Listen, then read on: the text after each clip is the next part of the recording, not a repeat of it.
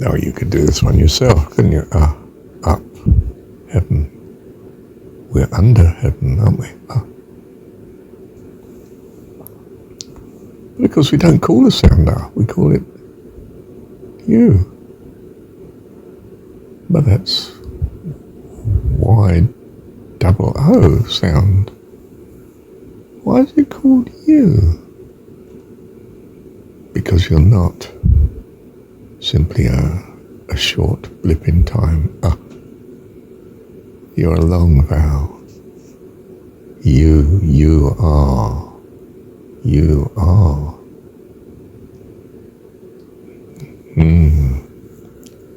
In fact, it's the word for God in Hebrew. Yahweh.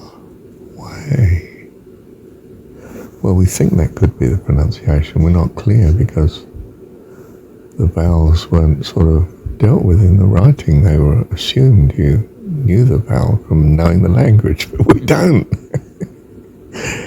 We've made it up and we put it in the lexicon and we said this was the language. But we don't know. We've done the best we can. I mean, there you go.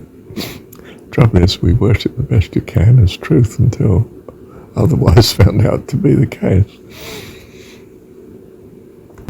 So it's you. What's the oo sound? Well, it's a letter in its own right, isn't it? It's not just it's oo.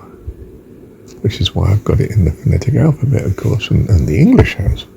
It uses, I was going to say blue, but it doesn't there. It uses UE, which was the French, I suppose. Is it UE? How do you spell blue?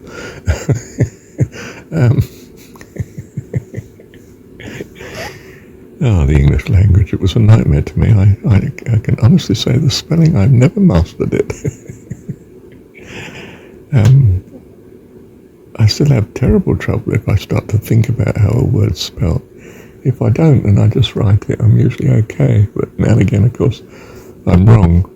Especially now I've invented, so to speak, my particular phonetic alphabet. I'm thinking much more in terms of that. It's so much easier.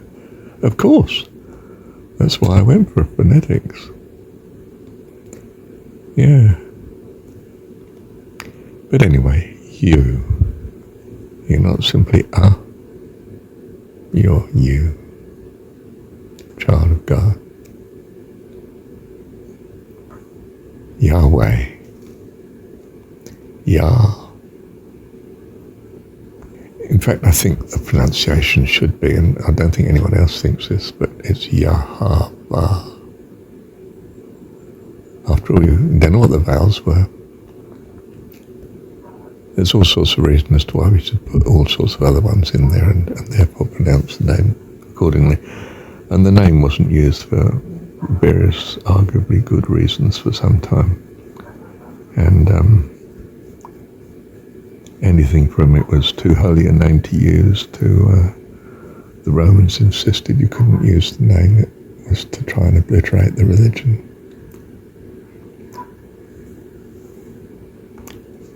Who knows the truth of the matter, or as Pilate says, what is truth? I mean, why are you bothered about that? Now, I don't mean that we should be flippant in that way, but there's an awful lot of truths that are totally redundant and of no interest to us.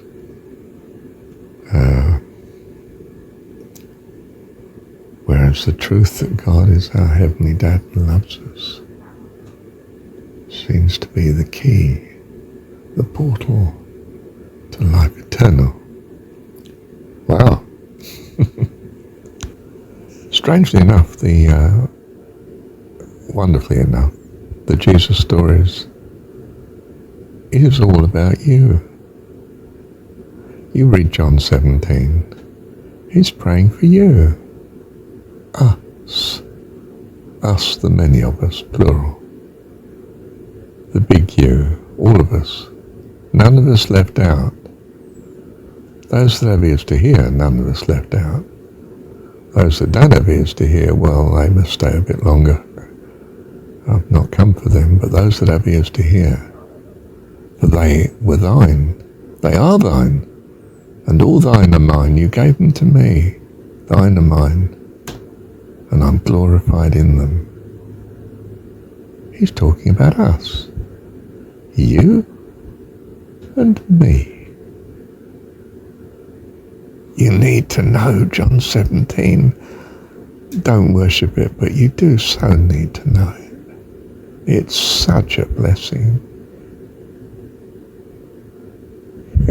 Taste and see. Thank you, Heavenly Dad.